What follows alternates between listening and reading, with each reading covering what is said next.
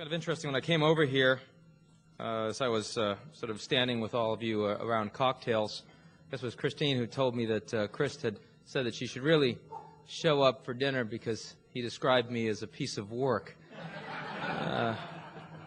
It's sort of an evocative word, really, piece of work. I've always thought of myself as a work in progress. But, you know, that is a piece of work in itself, I suppose. I also hope you've enjoyed both the dinner and the wine. It's interesting. This is the first very sophisticated crowd here, obviously. I don't know how many of you actually turned over your menu. But on the reverse side, it actually describes the wines.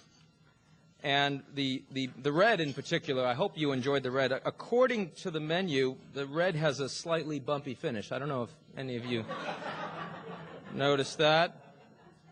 It's kind of like my speech, really.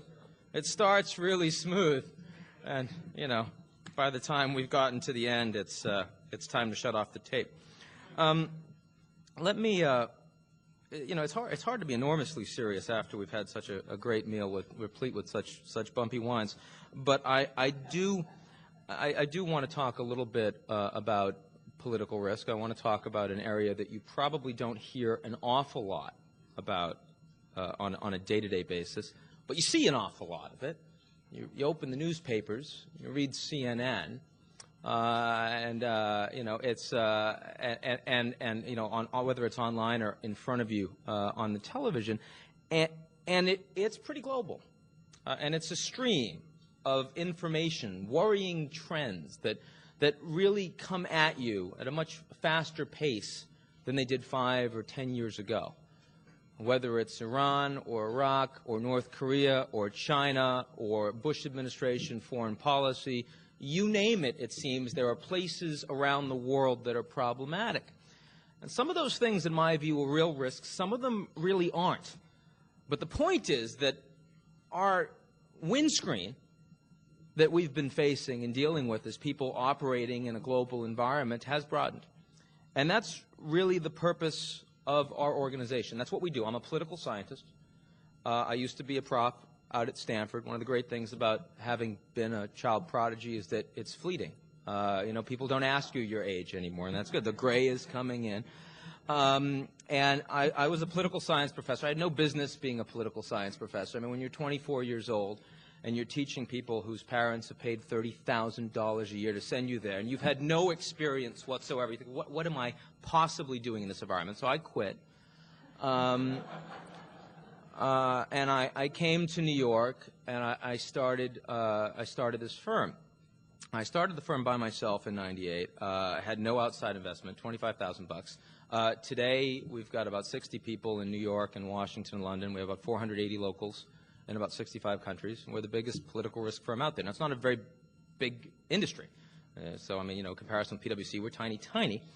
But it's much larger than it probably should be, given the fact that I have no business experience whatsoever.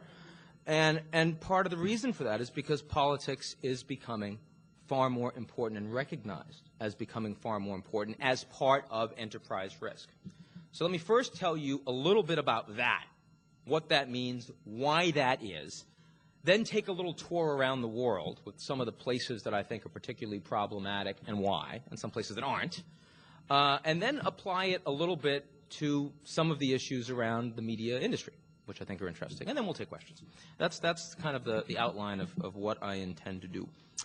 First of all, you know, a bit about the firm. I mean, we provide political risk information for a pretty wide group of clients, about 180, 190 clients. There are, for the U.S. government, for the White House, for CIA, for Treasury, for State.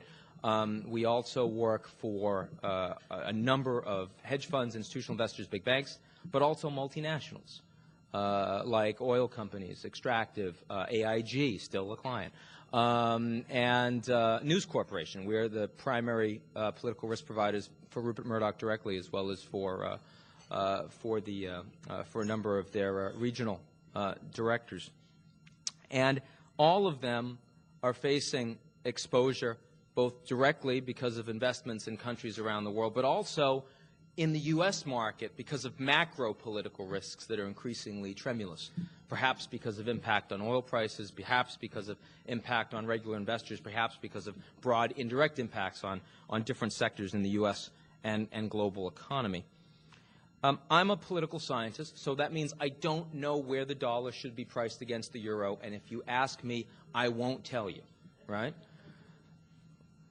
But Wall Street doesn't have political scientists. Wall Street has economists and strategists.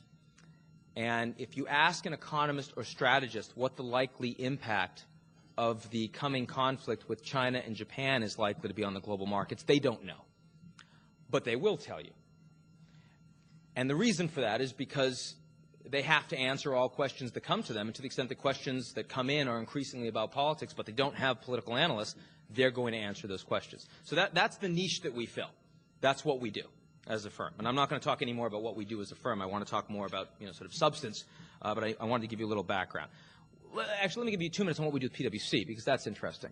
The hope is that as part of thought leadership that PwC provides to its clients globally through all of the sectors that they work in, automotive and pharmaceuticals and technology and energy and entertainment, that the political risk provision is something that increasingly we're going to be doing together. And Sam DiPiazza told me, I guess about 6 months ago, that he really wanted PwC to own the political risk space. So one of the things that we're doing is Sam and I are putting together a white paper on the importance of political risk as part of global enterprise risk for the C-suite of Fortune 1000 companies, which we're then going to go out and present, I guess, at Davos and some other places this coming year. So we're pretty excited about that. We've been rolling that out to different sectors.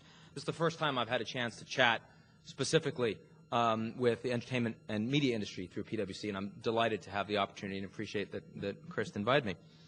So that's the nature of what we do together. Now, what is political risk? We view it in 2 ways. It is stability, or instability, I should say, and shock. Let me talk a little bit about both. Instability, real simple.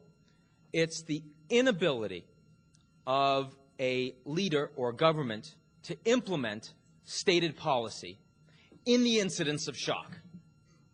And then shock is anything that comes, either internal or external, to upset that.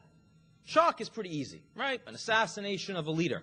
Oil slump, oil shock. Earthquake, all shocks, some of which are predictable, some of which are not. Simple. Stability, interesting. Let me give you an example.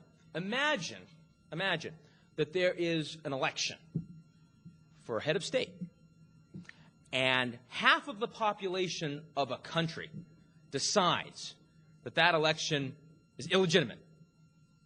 Imagine that.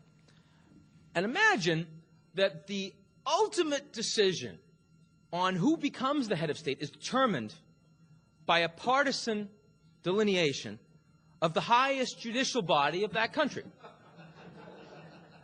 I just want you to imagine that idea. Now, as I think you all know, that happened in Taiwan a couple years ago. And what happened in Taiwan when that happened? There were riots in the streets. There were major demonstrations. The markets tanked 8% in one day. They had to be closed. Everyone fled out of the country. Now, of course, as you all know, that also happened in the United States. What happened in the United States? Nothing to the global markets and the credit rating. And that teaches us a very important lesson. I had calls from friends of mine in Turkey and Russia and Indonesia, and they were all asking, they were all saying, you hypocrites, you Americans, you talk about democracy, and you talk about, freedom of speech, and you talk about freedom of the media, and look at the travesty that you just had of an election in the United States. How can you talk about that? And I said, you completely miss the point. It is precisely the fact that the U.S. could have such a shambles of an election, and it doesn't matter, that shows the importance of stability and institutions in this country. And if the same thing would happen in Russia or Indonesia or Turkey, you would have flames on the streets. And that is really important. And that understanding of stability and shock is critical to understanding political risk around the world.